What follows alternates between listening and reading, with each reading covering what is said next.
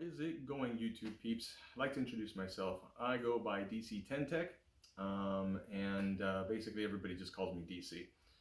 Online gaming, stuff of that nature. So anyway, I'd like to welcome you to my garage. I pretty much do everything I do out of here. Behind me, you'll see what's going to be my project car. It's a 1967 RS Camaro.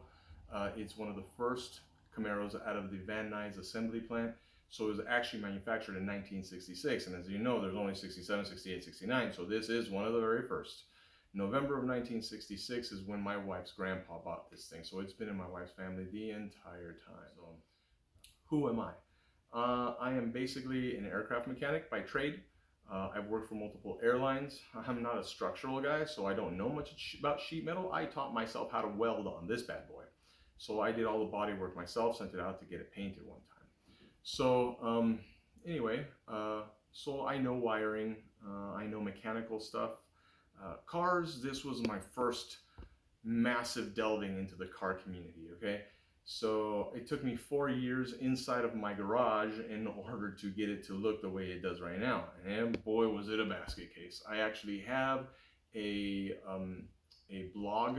I don't even know if you guys remember, but I have a blog about how I did it step by step, and maybe I'll put that in my description in my links, just so you guys can take a peek. Yes, I know it isn't perfect. You guys will take a peek probably and say, hey, dude, you did all kinds of stuff wrong. Oh, I know, man, but this was my first foray into this, okay? So please be patient, be generous, be kind and merciful, okay?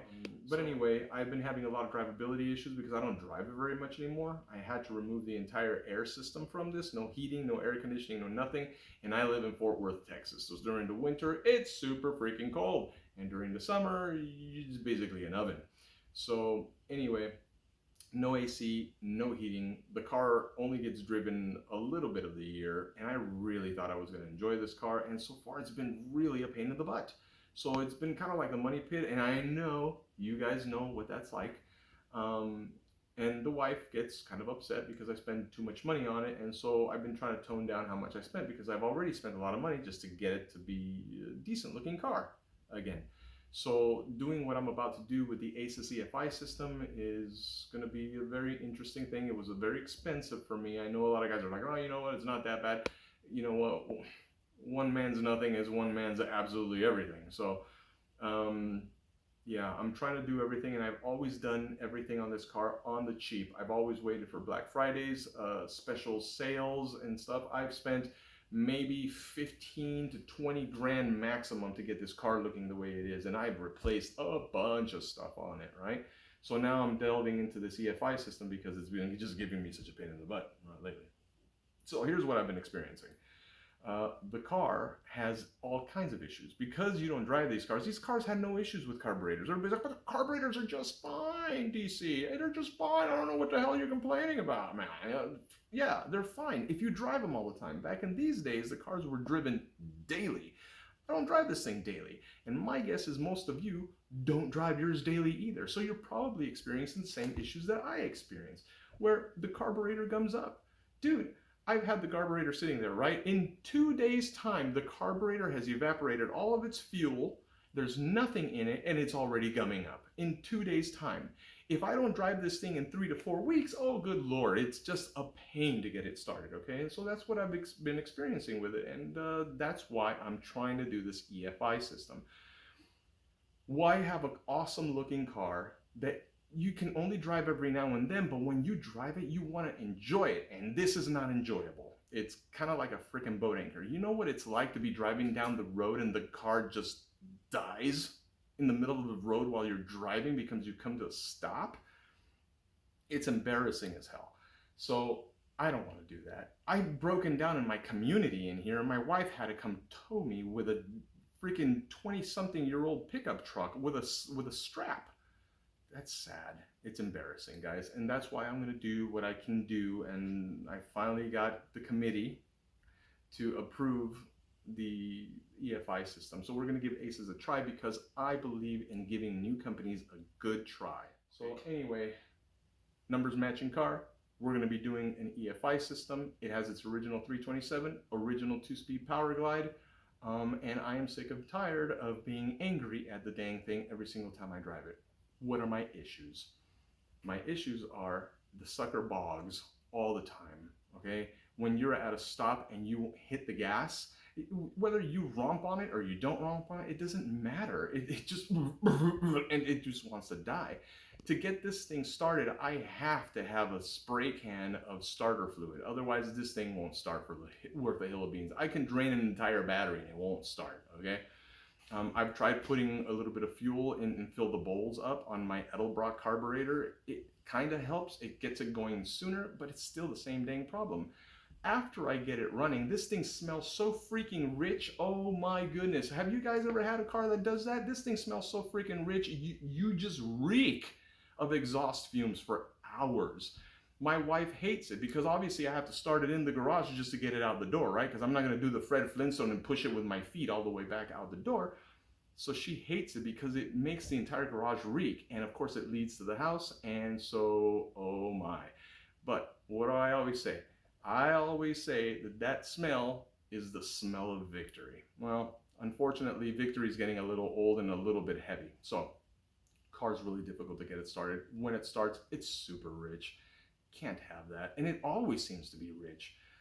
The carburetor just has issues constantly because it's always gumming up because I don't drive it daily. When I come off of the freeway, let's say I'm driving down the freeway, if I just have the guts enough to actually take it on the freeway, I come off the freeway, come to a stop at the end of the freeway off ramp, and guess what? It dies immediately. Don't know why it's doing that. It just does that. Hit the gas, it bogs down. Or you hit the gas and it stalls on you. Why? Why am I dealing with these kind of issues? There's so many freaking problems having to do with this. It sounds like it's misfiring. It smells like it's running rich. I want to see what EFI can do. And I know you probably are wondering, hey, can I do this? Aircraft mechanic, I'll grant you, but I follow manuals. All aircraft mechanic follow manuals, okay? So I'm going to follow the manual to a T on this thing to see how it functions, to see if it runs right, okay? So if the manual's good, this thing will be good. If the quality is good too, let's find out together. Let's see how it goes, okay? Because I am so crossing my fingers. I want this thing to run right for a change. I really want to, because I really want to enjoy this thing. I never take it to car shows. I never go anywhere with it because I just can't trust it. I just can't.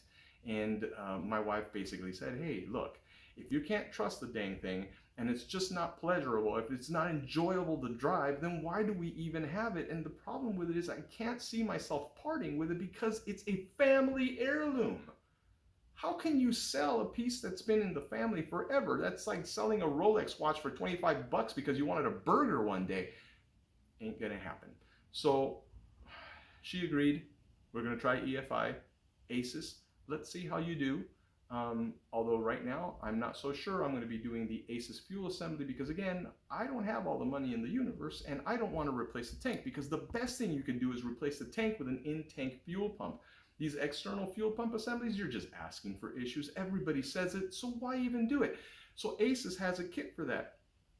I get it, but if everybody seems to have issues with these external fuel pumps, what's the point? So what I'm going to try to do is I'm going to try to combine it with the only company, well, Edelbrock's making one too, but after their carburetor issues, I'm trying to steer away from Edelbrock.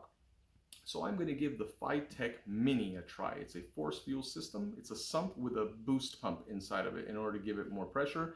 That way I keep my original tank, I keep my original sending unit, I keep my original piping, I keep my original fuel pump, and all I have to do is just plumb a return line and plumb the line from the Phytech Mini into my ACES EFI, and I hope that helps. And the reason why I'm doing this video, even though I never have ever done a YouTube video before, is because I want to see if it's doable. And nobody has the two systems combined and nobody has done a video on it. And I might be the first, I might not be the first, I don't know. But I think that everybody deserves to know, hey, can we do this, number one? Will it work? And how good is this new system from basically a 3-year-old company? And I'm hoping that it's really good because so far, customer service has been fantastic, and we'll get into that in the video too. Anyway, stay with me, guys. Again, I'm not sure when I'm going to be able to do the install on this thing. I think it's going to be probably in January, and I'll be posting videos on that too. If I can manage to do some a little bit in November and December, that would be great, but I'm not so sure about it because it's the holidays and, you know, family. But otherwise, I'm going to see if I can do some videos. But I am also waiting to see if Fitech has a discount during Black Friday or maybe during the Christmas season so that I can get my Mini, because like I was saying, I try to do everything on the cheap on this car. Get quality products, but try to get them on sale in order to save some money. Goes much further that way, guys.